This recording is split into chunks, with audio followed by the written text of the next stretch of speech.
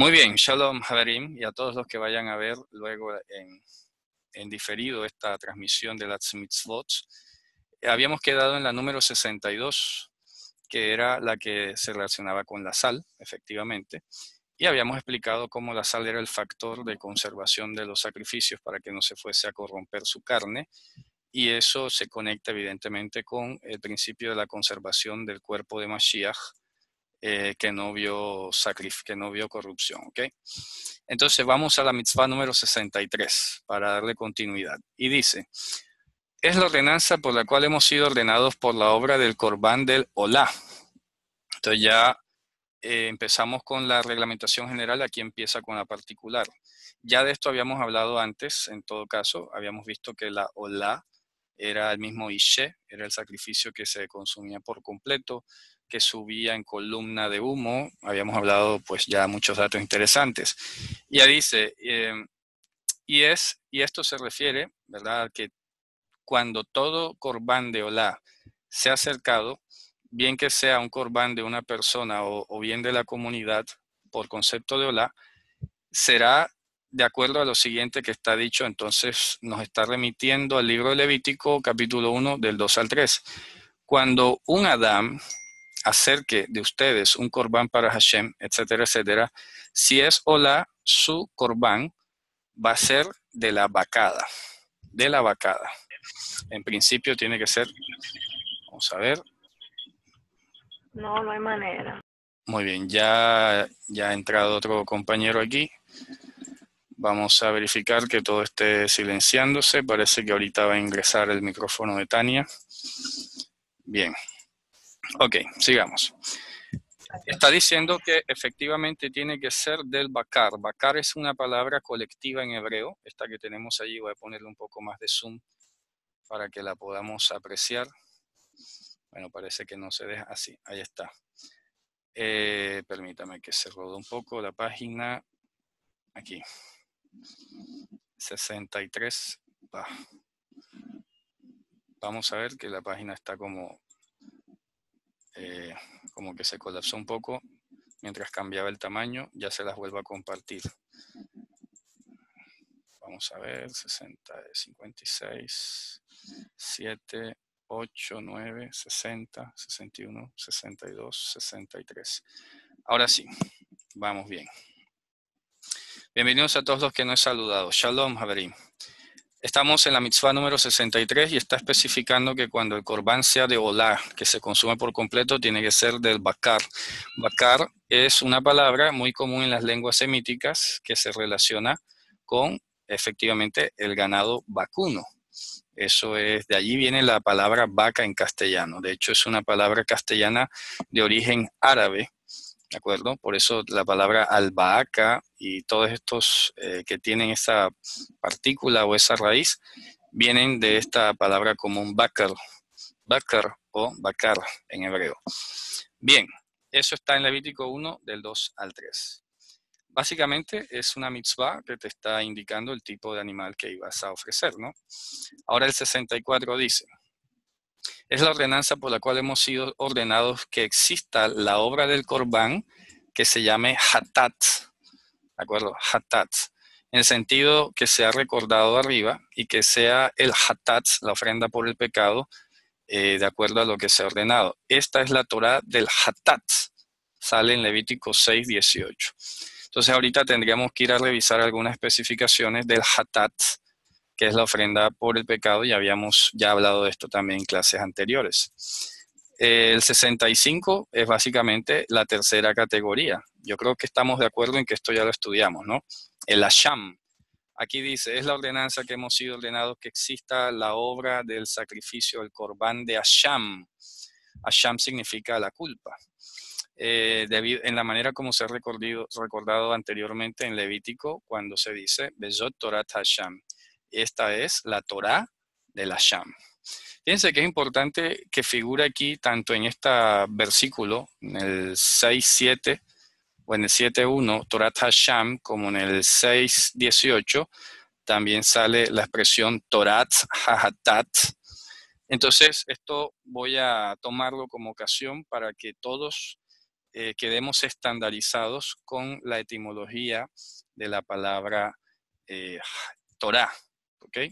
Porque han habido algunas variaciones allí. Entonces quiero que todos sepamos las mismas cosas, porque estas clases se comparten es para eso. Vamos a analizarla y quiero que por favor, esto pues si quieren lo revisen, ¿no? Pero es conocimiento estándar. Esto es lengua hebrea. La palabra Torah en hebreo, vamos a usar los caracteres mejor para que se note más fácil la relación. La palabra Torah en hebreo se escribe con 4 letras. La Tav, la Vav, la Reish y la E. ¿Okay? Son 4 letras. Tav, Vav, Reish y E. Ok. ¿Qué pasa? Esta palabra viene del verbo, este sustantivo Torah, viene del verbo Jorah. Ahora voy a escribir la pronunciación. Voy a ponerle las vocales, la O, punto arriba, y la kamatz, vocal abajo. El verbo Jorah está en un modo de conjugación especial y este a su vez viene de la raíz yará. Yará. ¿Okay? Voy a escribir ahora al lado pronunciación y traducción. Torah, esto se pronuncia Jorah y esto se pronuncia yará. Ahora bien, de abajo hacia arriba, porque la raíz es lo más primitivo, en este caso la raíz es Yud, Reish, E. Esa raíz yará significa lanzar, puede ser como disparar, aprontar, cuando tú le disparas algo. Por ejemplo, este verbo yará se utiliza en el Cántico de Moisés, en Éxodo 15, cuando dice que sus paró berochbo yará bayam. Dice que le disparó a los carros del faraón y a sus caballos. Les disparó. ¿Cómo les disparó? ¿Qué les disparó? Pues no me pregunten. Podrán haber sido desde rayos de su majestad hasta piedras, qué sé yo, granizo, ¿no? Lo que haya sido, se comportó como un proyectil y eso derribó los caballos, derribó las carrozas.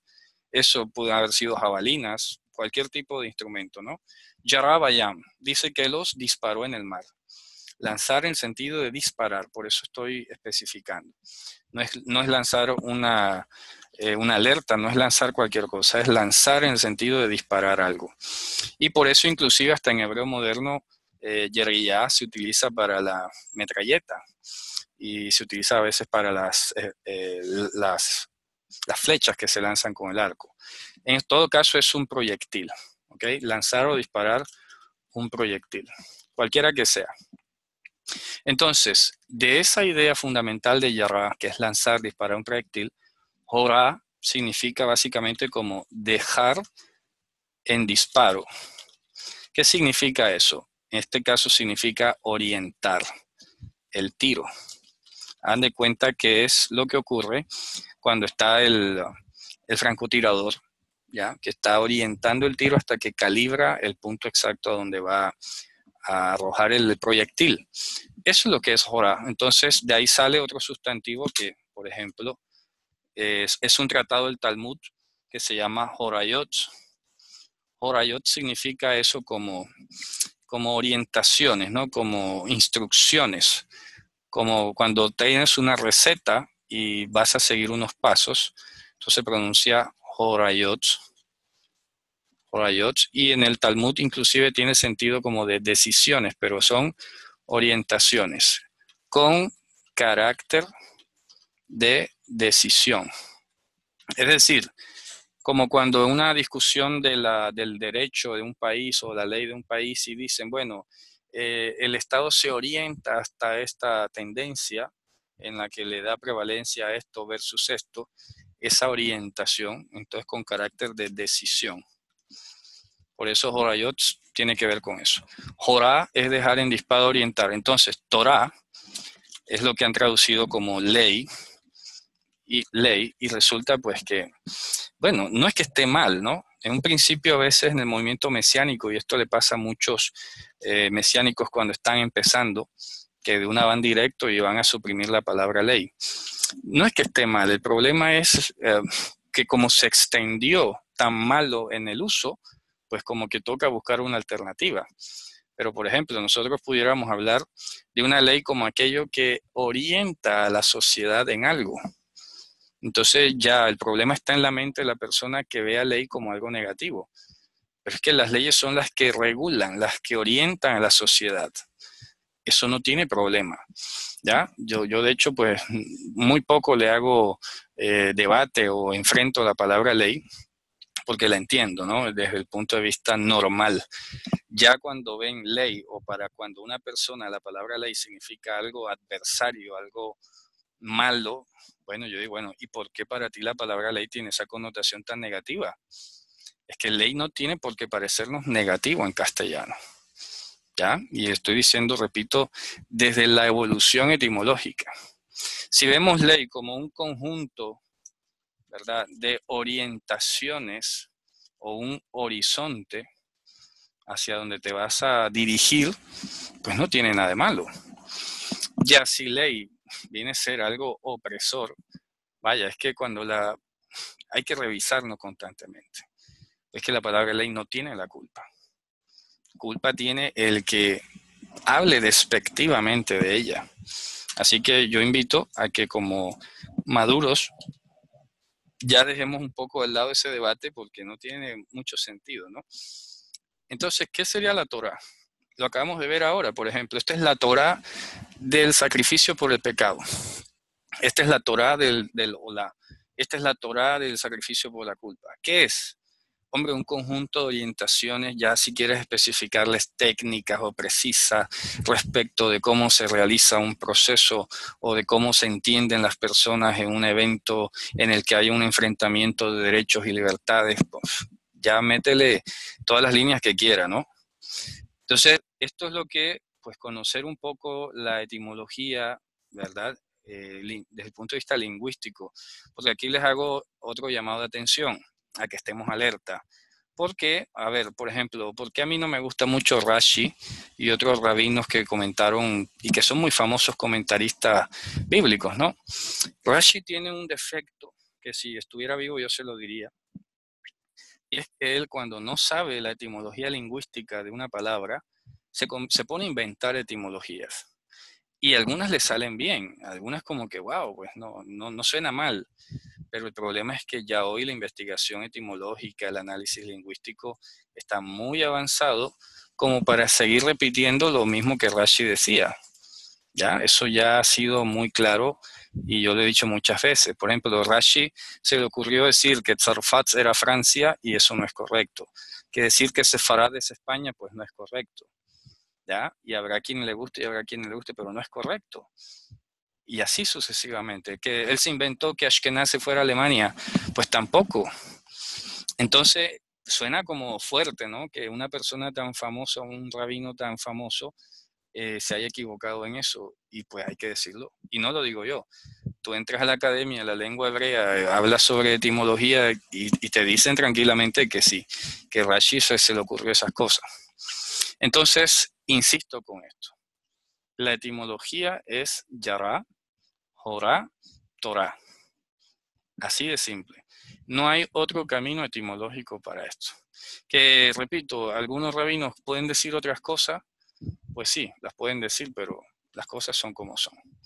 Y desde el punto de vista académico, ustedes saben que yo trabajo en una academia que defiende mucho esa parte, ¿no? La rigurosidad y la precisión académica. Entonces, las cosas como son. No por complacer ahora a un rabino que haya tenido fama o algo, pues vamos a torcer lo que ya sabemos que no es así.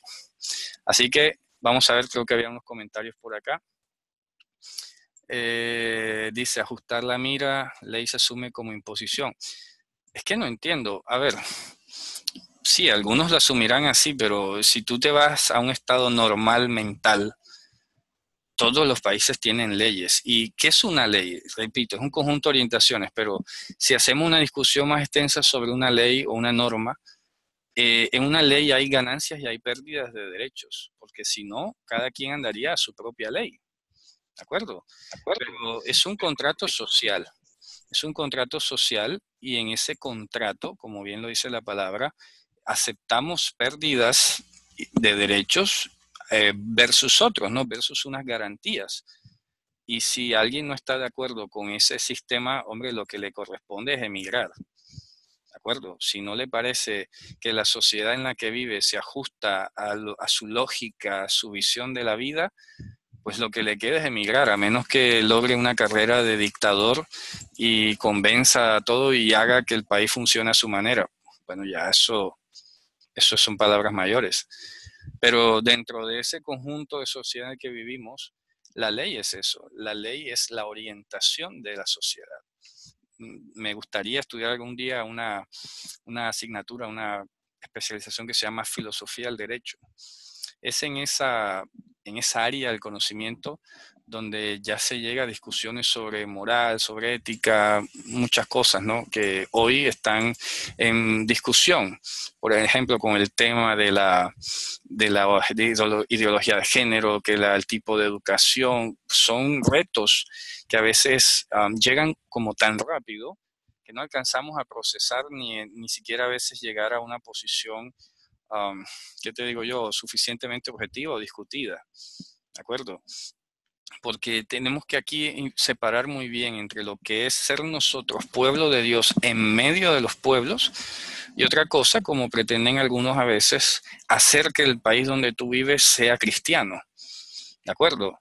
Entonces, no.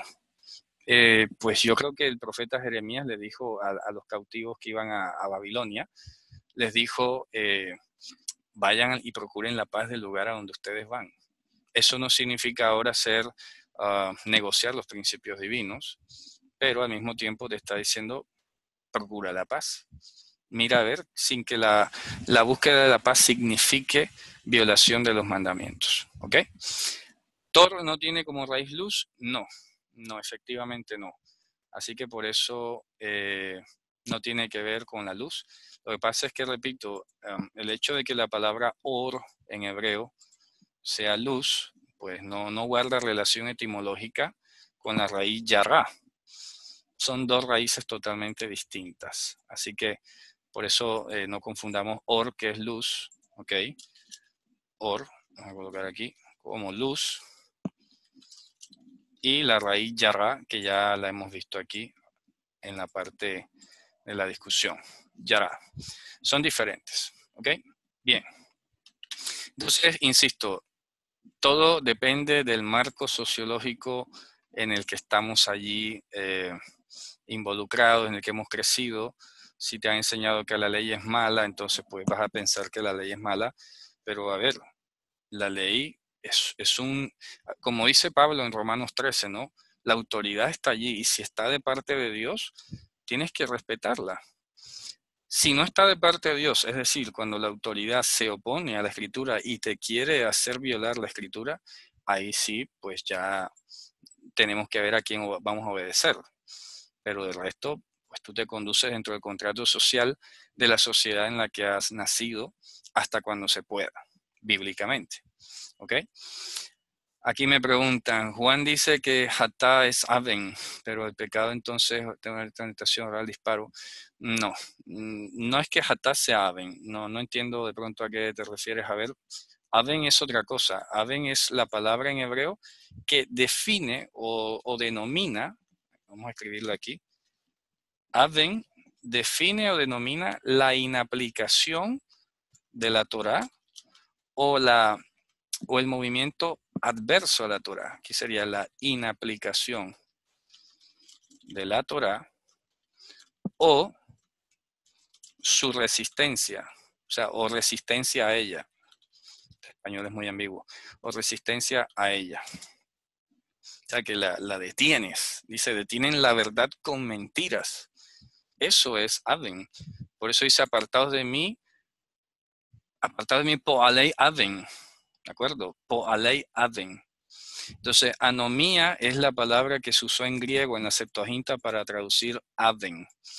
Por eso es que se puede trazar el significado de anomía, porque tradujo al hebreo Aven, que es la inaplicación de la Torah o la resistencia a ella.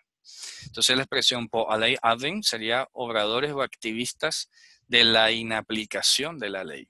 No es correcto, a ver, no engloba, ¿no? Poner transgresión de la ley. Porque es que entonces el pecado está definido básicamente en Juan, ¿verdad? Cuando dice que toda transgresión es pecado, pero saber hacer el bien y no hacerlo también es pecado. Y acuérdense que las 613 mitzvot, las vimos desde la primera clase, están divididas en hacer y no hacer. ¿Ok? Entonces, si tú dejas de hacer lo que tienes que hacer, estás violando la ley. Y si haces lo que no tienes que hacer, también estás violando la ley. Por eso dice, no solamente es hacer el mal o lo prohibido, sino abstenerse de hacer lo que Dios dijo. Es aquí donde cabría un poco en un diálogo suave, pedagógico, didáctico, decirle a los hermanos cristianos en general y a quienes sea, oye, mira, es que Dios está ordenando hacer esta cuestión, sea una fiesta, sea una cita, ¿verdad? Si tú dejas de hacerlas, ¿no te parece que de repente estás violando la escritura? ¿Cierto? Porque dice hay hacer y no hacer. Listo, sabemos que el pueblo de los hermanos cristianos en general se abstienen de hacer el mal y son muy buenos haciendo muchos bienes, y hay que decirlo. Pero hay que motivarlos, estimularlos a que no se cansen de hacer. No se cansen de hacer el bien, dice, más que todos los de la familia y la fe. Entonces, hacer el bien, hombre, ¿cuál bien? No el que se te pase solo por la cabeza, que pueda que esté bueno, pero primeramente ve a la escritura y ve qué dispuso Dios que hicieras. Y cuando entiendas lo que es la voluntad de Dios para que hagas y para que no hagas, ya te quedará tiempo para hacer cosas que te pasen por la mente, ¿cierto? Que hayan pasado por el filtro de la Torah y el Evangelio, obviamente. Entonces, por eso la palabra Aven, repito, es la inaplicación de la Torah o la resistencia a ella. Por eso es difícil traducirla, porque es que son dos caras. Si solamente decimos transgresión, bueno, transgresión pareciera como violar una prohibición, pero hay que recordar que transgresión es cuando dejas de hacer también lo que tienes que hacer. ¿Dan cuenta? Esa es la riqueza de lo que hay que incorporar en nuestra mente. De repente no está mal decir transgresión, pero hay que meterle el matiz para que no se quede corta la palabra. ¿Ok? Muy bien, miren que para todo esto sirve conocer y estandarizar el lenguaje que estamos manejando. Muy bien. Aquí me dicen, ¿se entendería entonces Jacob Santiago la fidelidad sin aplicación de la Torah es muerta? Sí, es que no tiene sentido porque ya Pablo ha dicho en Gálatas, ¿verdad? Que la Torah, la fidelidad no está por fuera, perdón, la ley no está por fuera de la fidelidad. No se puede ver como dos cosas incompatibles o mutuamente excluyentes. Entonces, el tema de Jacob o de Santiago es cuando dice, si alguien dice, ve que yo voy a orar por ti y no le das lo que necesitas, pudiendo dárselo, ¿ya? Entonces es pura teoría. Porque ¿de qué se trata la fidelidad? De demostración. Es pues la fidelidad, la instancia última de lo que nos espera, la demostración de lo que no se ve. Entonces no se trata de intenciones abstractas e inmateriales, sino de demostraciones con hechos. De eso se trata. Entonces, una fidelidad que no se materialice, que no concrete, que no aterrice cosas al plano de la realidad, de lo tangible, de lo que puedes palpar, estaría como inerte, por no decir muerta. Inerte, que es casi igual, ¿no? Muy bien. Sigamos entonces. Vamos a continuar con nuestro estudio del libro de las mitzvot. Muy bien. Pasamos a la mitzvah número 65. Vamos a compartir la pantalla y continuamos. Muy bien. La mitzvah 65 dice a continuación, bueno, ya vimos la de la Sham, vamos a la 66. Dice, es la ordenanza por la cual hemos sido ordenados que haya obra de sacrificio de shlamim. También ya hablamos de los shlamim al principio, los sacrificios que son de paces. Y acuérdense en que hay 3 tipos de sacrificios de paces, ¿verdad? Está el voto, el voluntario y el de gratitud o todá. Son 3. Se llaman shlamim por eso, de paces, pero entonces hay varios tipos. Cuando había un neder, un voto, que Dios no obligaba a nadie a hacer voto, pero si alguien se imponía un voto tenía que cumplirlo, pues tenía que ofrecer un sacrificio que no es por el pecado, es simplemente dejar una evidencia tangible de que cumplió con lo que había prometido. El de Todá igual, no era obligatorio, era voluntario, pero era motivado por una gratitud. Digamos, nace un hijo mío, pues ordenaba hacer un sacrificio, pero eso sí, miren la diferencia, que es aquí donde por eso no se puede sacar de su contexto lo que pudiéramos hacer hoy, porque cualquiera me pudiera preguntar, o sea que si un hijo mío, no sé, se gradúa del colegio, entonces voy a hacer un sacrificio de Shlamim por Todá. Hombre, no. ¿Por qué? ¿Cuál es la diferencia? Que estos sacrificios estaban definidos para el templo. No hay un versículo bíblico que permita que estos sacrificios se hiciesen fuera del templo. Ese es el problema, ¿ok? Vamos a ver que creo que hay un micrófono abierto por aquí. Revisemos a ver de qué se trata. Bien, parece que ya está silenciado. Entonces, por eso repito, no se pueden sacar del contexto. Veamos, parece que persiste un micrófono por allí, no lo alcanzo a ver. Les pido la colaboración, por favor, que lo dejemos así como está en silencio. Bien, ese es el punto, repito, porque acuérdense de algo importante, y es que el Corbán es una idea de Dios. El Corbán en todo caso expresa la corporeidad de Dios. ¿En qué sentido ahora?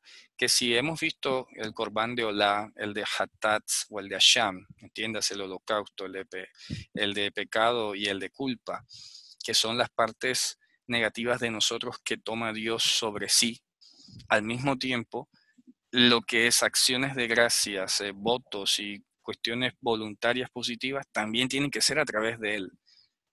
¿Ok? No se pueden hacer por allí como desviados por alguna razón individual. Dios quiso que todas las expresiones, sea de arrepentimiento por el pecado o sea de gratitud, fuesen por medio de Él. Y por eso estos sacrificios no se podían hacer fuera del templo.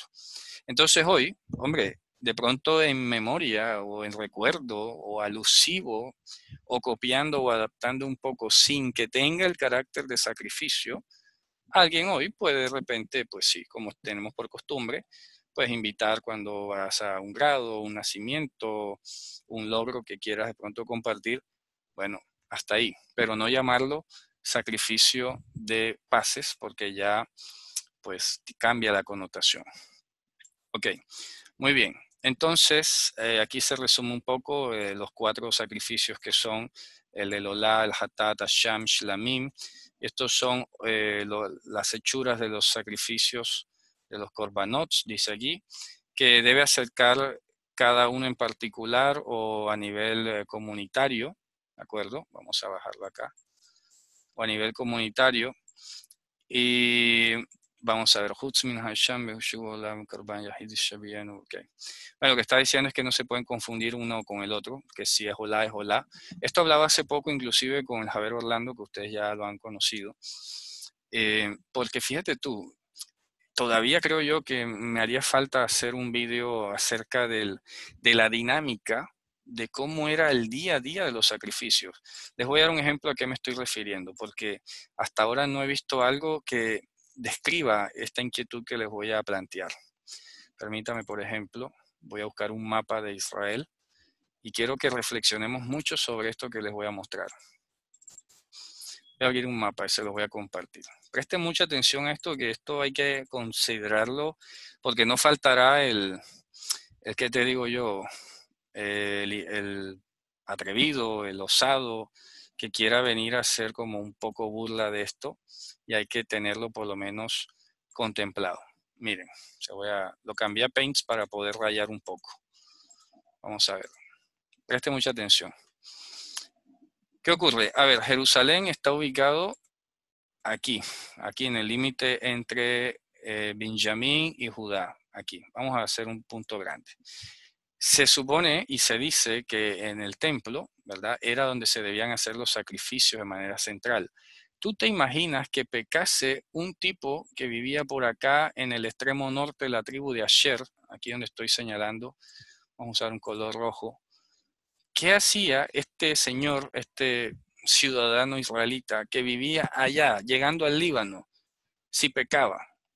La Torá no describe para nuestro desafío mental, o para nuestra dedicación al estudio, la Torá no define cómo era esa situación. Entonces yo he venido haciendo una serie de postulados y conjeturas que, repito, las digo precisamente para que opinemos y investiguemos entre todos, ¿no? Lo que he considerado es que, en primer lugar, el israelita pecador, el israelita que pecaba, o era hallado culpable, ¿verdad? Culpable de un delito o de la violación de la Torá, vamos a ponerlo así más detallado.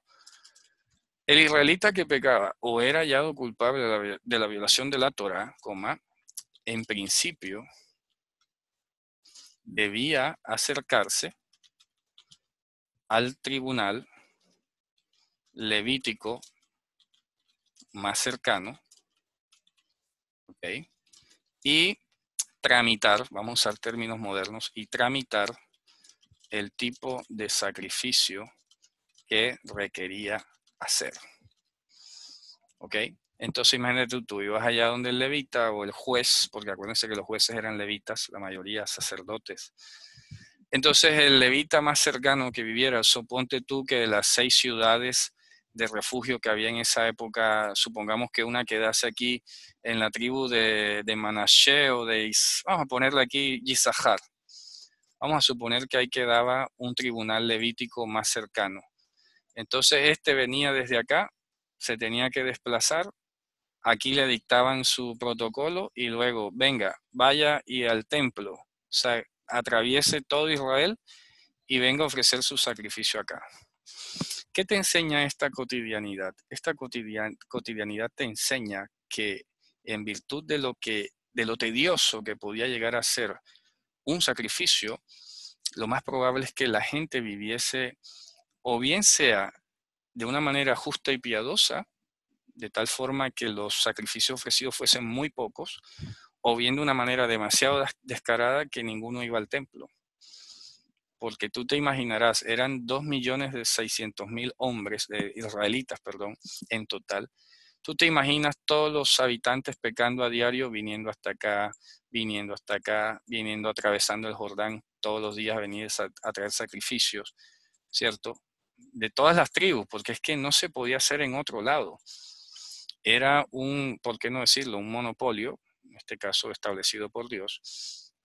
Pero yo te aseguro algo, que ante este panorama, la gente, o bien, repito, se abstenía de transgredir la Torá al máximo.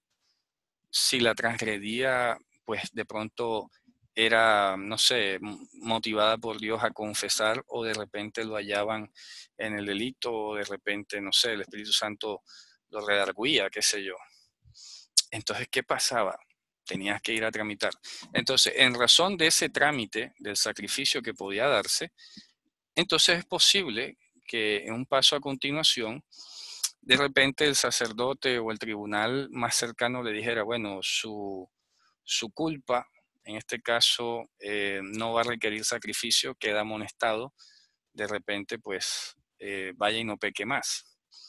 Pero ya si era un delito muy grave, una transgresión muy grave, hombre, entonces el israelita en proceso debía desplazarse hasta Jerusalén, vamos a poner aquí, Jerusalén,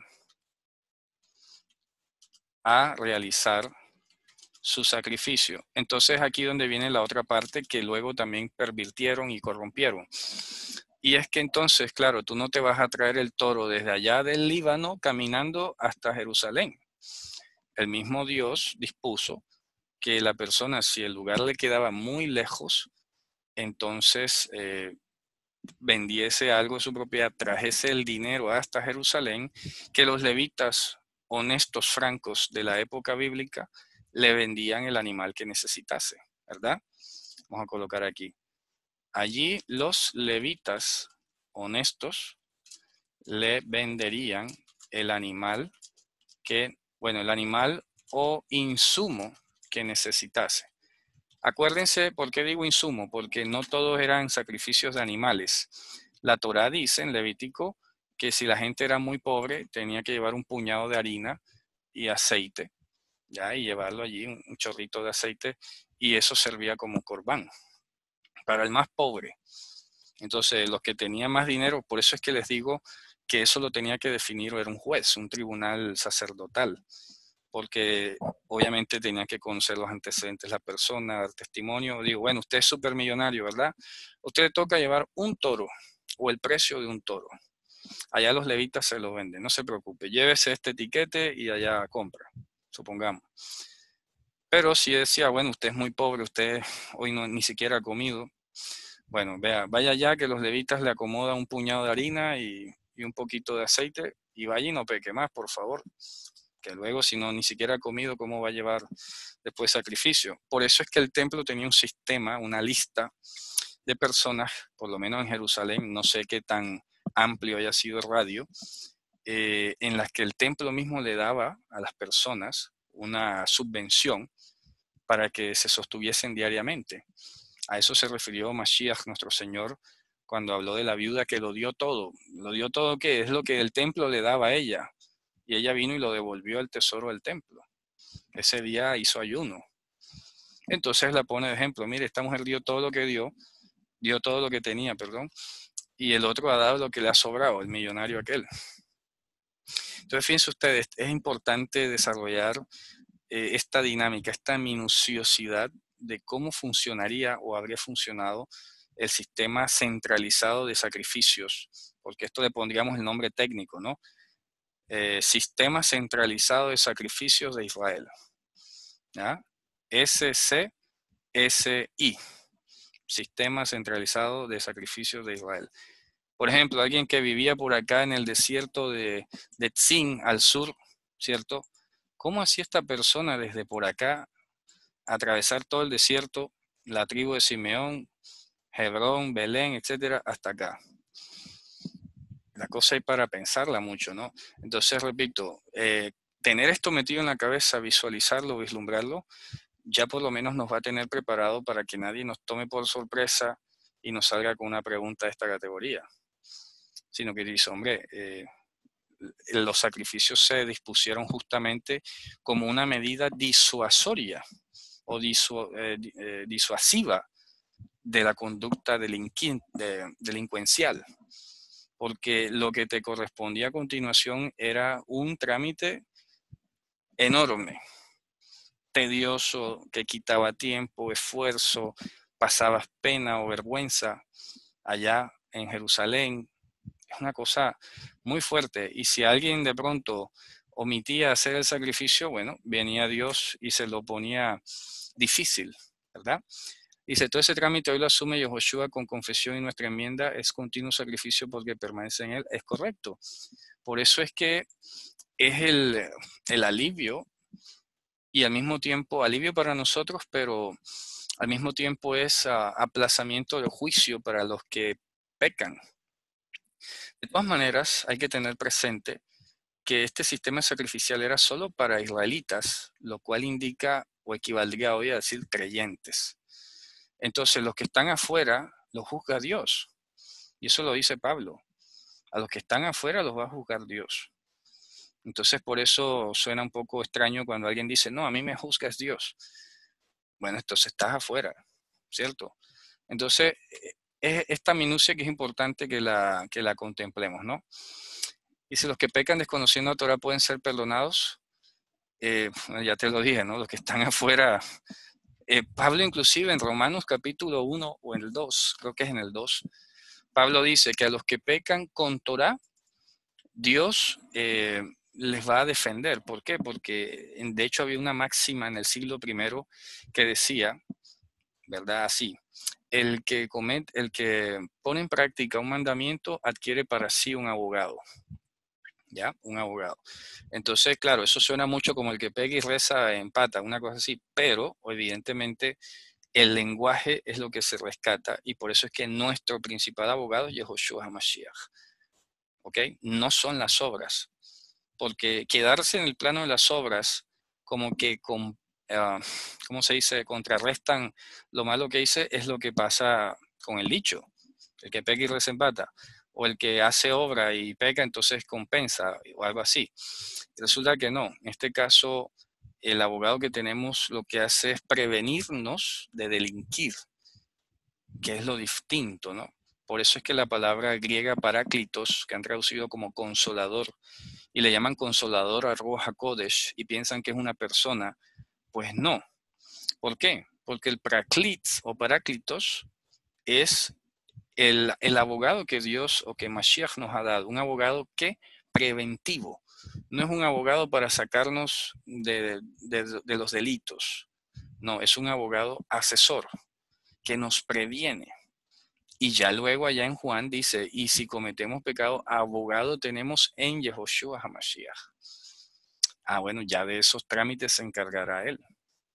Pero, repito, no es como que yo hice obras, entonces ya me gané una defensa. No.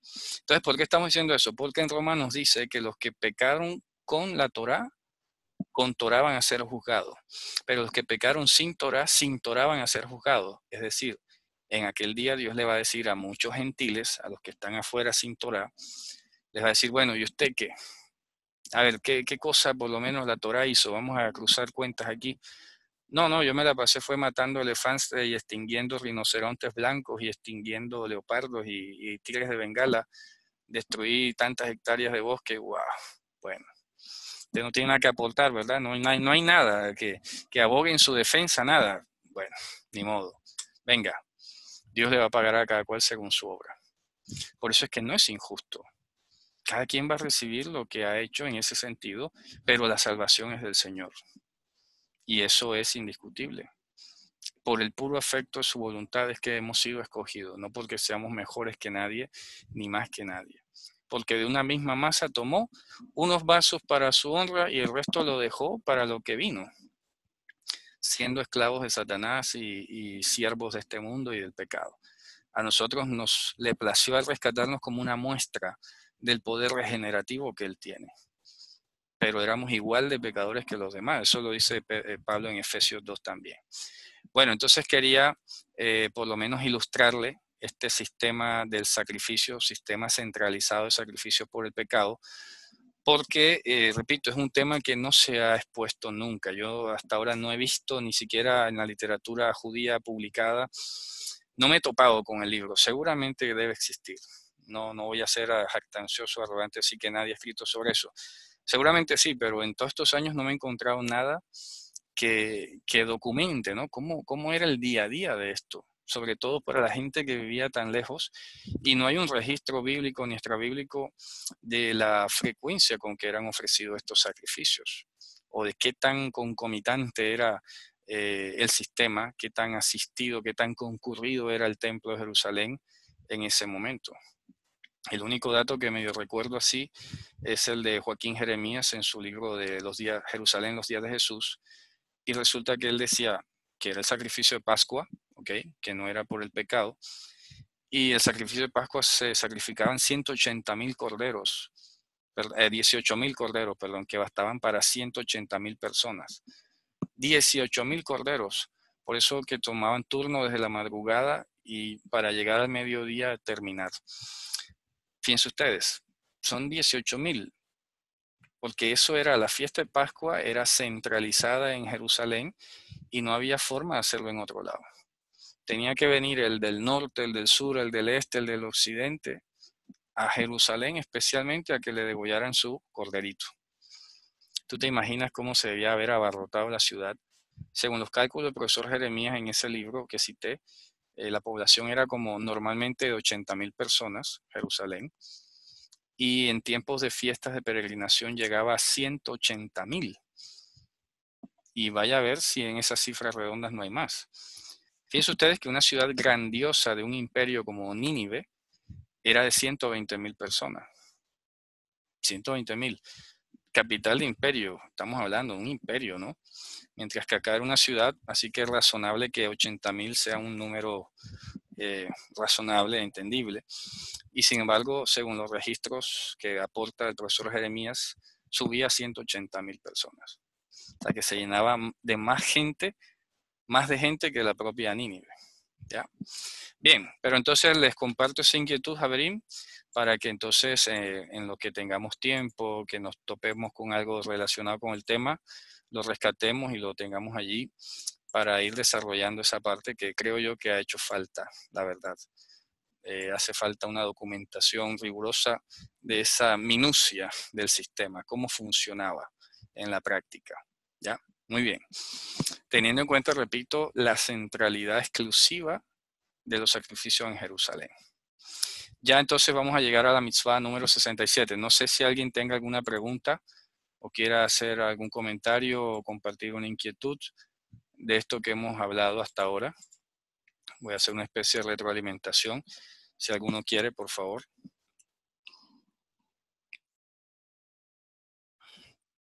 O por chat o levantando la mano. Vamos a ver. En el chat me dicen, a ver, cuando dice que el que pecara voluntariamente ya no tiene más remisión de juicios, ¿cómo se entiende eso? Bueno, efectivamente, el contexto de esa frase es la carta a los hebreos y el escritor se está refiriendo al contexto del templo. Entonces, ¿qué pasa? Ese pecar voluntariamente está relacionado con negar a Mashiach, con la negación de Mashiach. ¿Por qué? Porque hoy todavía pecamos y de repente habrá uno que otro que se le escape un acto o algo así de rabia, que viole algún tipo de mandamiento que no sea de muerte, ¿no? De repente, entonces no vamos a pensar de que porque yo me enojé o porque el otro hizo esto voluntariamente, entonces ya estamos condenados, porque eso sería, repito, imposible, ¿no? Entonces, lo que estamos hablando es, en ese contexto se está refiriendo a negar a Mashiach, a negarlo a través de la oferta de sacrificios o la oferencia de sacrificios en el templo en ese momento. Pero ya después de eso, si lo queremos de pronto llevar a otros planos, tendríamos que hablar efectivamente de la violación voluntaria de todo aquello que niegue la obra de Mashiach. ¿Ya? Una violación voluntaria. Como ha pasado muchos, yo tuve de mis maestros cuando el Señor me llamó, varios de ellos terminaron negando a Mashiach. Eso es, y lo hizo a conciencia, no es producto de un error, no es producto de una persona novata.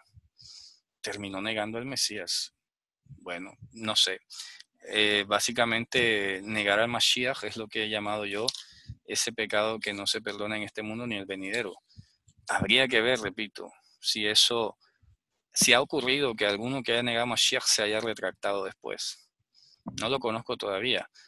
Y habría que ver, bueno, son cuestiones, repito, complejas que hasta ahora, al no verse, uno no sabe de repente qué pueda llegar a decir. Así que a riesgo de no equivocarme o por mucha especulación, de momento le digo esto. El contexto de Hebreos está hablando de negar a Mashiach. ¿Ya? Negar a Mashiach, porque entonces si pecásemos voluntariamente en el sentido de volver al templo y hacer sacrificios, porque es que el templo está en pie y entonces que el otro, bueno, ya eso es entrar o incurrir en la negación de Mashiach. Entonces, por eso el sentido de la carta termina diciendo, entonces, a ver, si tú niegas al único que podía justificarte, ¿quién te va a justificar después? Si el único que te podía justificar era Dios mismo y estás negando a Dios o desechando lo que Dios dispuso para establecer tu propia justicia, como le pasa a muchos judíos hoy. Pablo se lo dice en Romanos 10. Yo les doy testimonio que tienen celo de Dios, pero no conforme a ciencia, porque ignorando la justicia de Dios han querido establecer la suya propia. Eso es fuerte.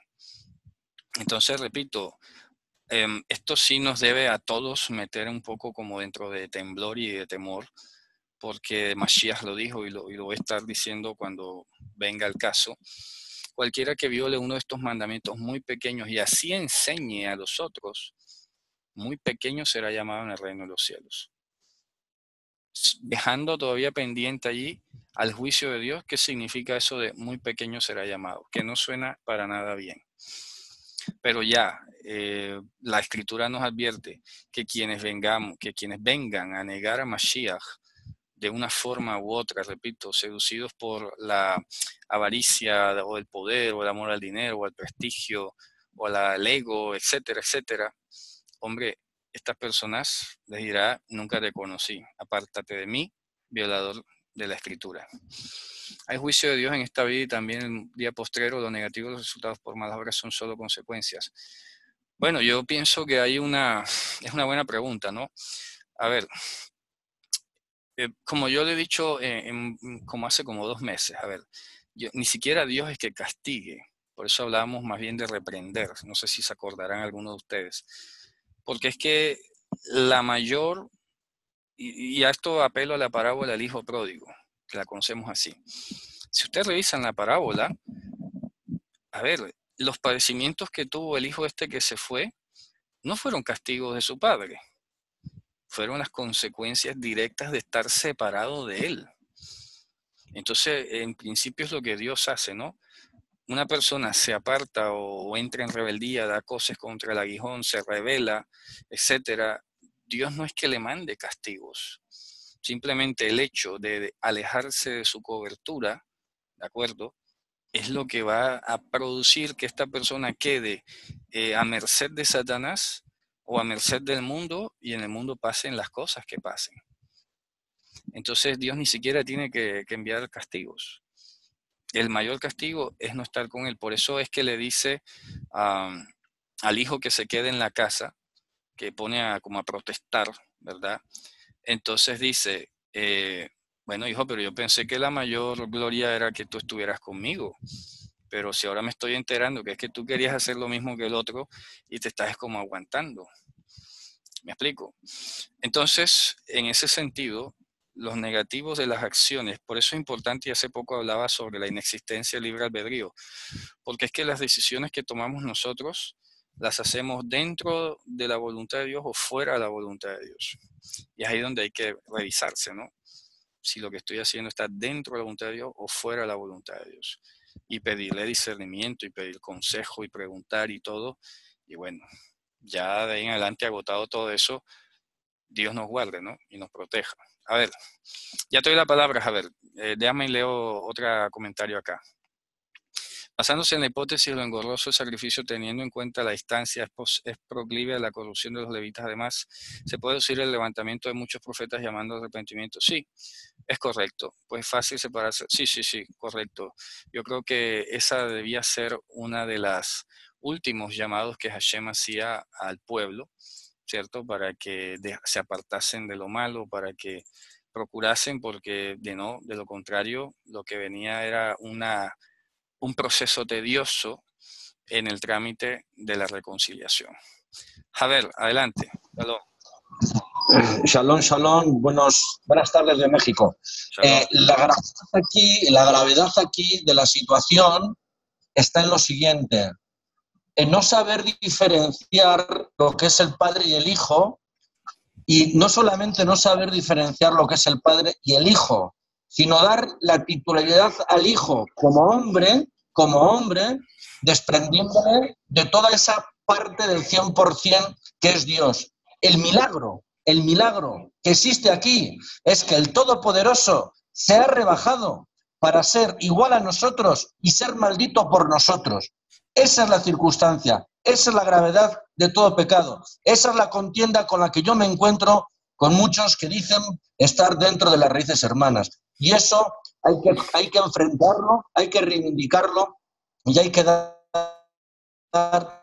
testimonio de su reino, que es un reino del Dios viviente, que Mashiach, siendo Dios, se disminuyó para entregarse y ser maldito por nosotros. Claro, Hashem. Bueno, perfecto. Efectivamente, es la negación, como decía ahorita la Javerá, la negación de parte o de todo el Corbán. Por eso hemos hablado en detalle de la ley del Corbán, porque todos los elementos que involucraba eran un eco del futuro venido, ¿verdad?, en ese momento, respecto a lo que iba a ser Mashiach. Mashiach no vería corrupción, no sería pecaminoso. Cuando se dice que vino y fue como nosotros, se refiere en sentido de no usar su capacidad como Dios, que es diferente. Pero efectivamente era sensible, era de repente conocedor. A ver, yo puse el ejemplo de otro día, para hacerlo simple.